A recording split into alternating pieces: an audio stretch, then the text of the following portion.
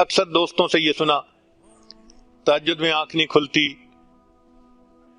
صبح کی تکبیر اولیٰ رہ جاتی ہے. مقصد کیا؟ کہ رات کے اعمال ہم نہیں کر پاتے اور پھر اس کے لیے کوشش بھی کرتے ہیں.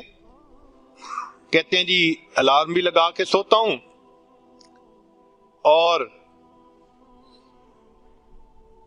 دوست کو بھی کہا ہوا ہے مجھے کال کر دے. دوست بھی کالیں کرتا رہتا ہے، الارم بھی بجتا رہتا ہے، میں سوتا رہتا ہوں. بھائی ہم اس لیے سوتے رہتے ہیں کہ اللہ تعالیٰ توفیق نہیں دیتے اس وقت اٹھنے کی. ذرا راز سنیے. حدیث مبارکہ ہے کہ جب رات کا وقت آتا ہے تو اللہ رب العزت فرشتوں کو بلاتے ہیں، اے میرے فرشتوں، یہ میرے پیاروں کا، میرے یاروں کا، میرے فرما برداروں کے اٹھنے کا وقت ہے اور میں کوئی ڈسٹربنس پسند نہیں کرتا، لہذا فلاں فلاں فلاں یہ میرے نافرمان ہیں، میں ان کی شکل اس موقع پہ دیکھنا پسند نہیں کرتا، جاؤ اور ان کو تھپکی دے کے سلا دو.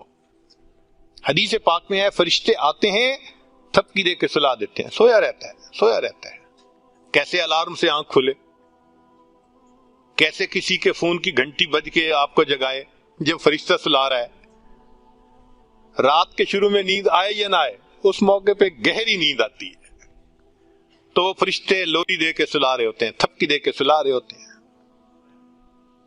اللہ تعالیٰ اس موقع پہ شکل دیکھنا بھی پسند نہیں فرماتے.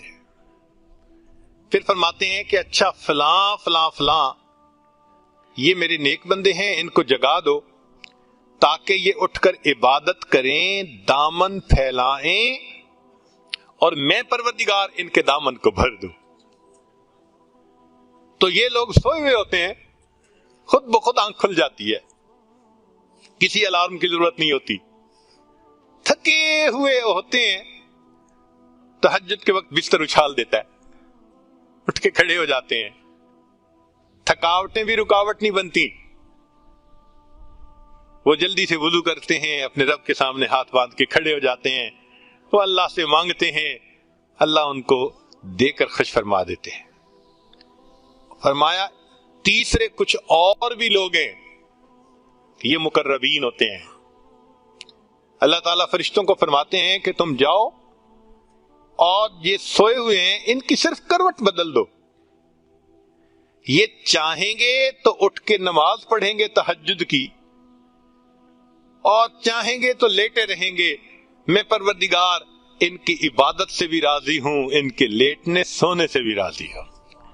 یہ وہ لوگ ہوتے ہیں جن کا سونا بھی عبادت بن جاتا ہے، یہ مقربین ہوتے ہیں. تو حدیث پاک میں یہ 3 طرح کے لوگ بتائے گئے. اب اگر ہمارا شمار ان میں ہے جو اٹھ نہیں پاتے تو یہ نہیں کہ ہم اٹھتے نہیں، ہمیں اٹھنے نہیں دیا جاتا، تو ہمیں اللہ سے معافیاں مانگنی پڑیں گی کہ وہ راضی ہو جائے اور ہمارے لیے تہجد کا اٹھنا آسان فرما دے. اس لیے بہت سارے دوست کنفیوز رہتے ہیں کہ جی رات کو تو اٹھا ہی نہیں جاتا. اس کا آسان اصول کہ جو شخص دن کے اعمال کو سنوار لیتا ہے اللہ تعالیٰ اس کے رات کے اعمال کو سنوار دیتے ہیں. اگر دن میں بدنظری ہوگی تو کیسے رات کی توفیق ہوگی؟ دن میں اگر کھانا پینا مشتبہ ہوگا تو رات کی توفیق کیسے ہوگی؟ دن میں تو انتظار رہتا ہے فلاں کا فون آئے، فلاں کا میسج آئے، دل تو اٹکا ہوا ادھر ہے.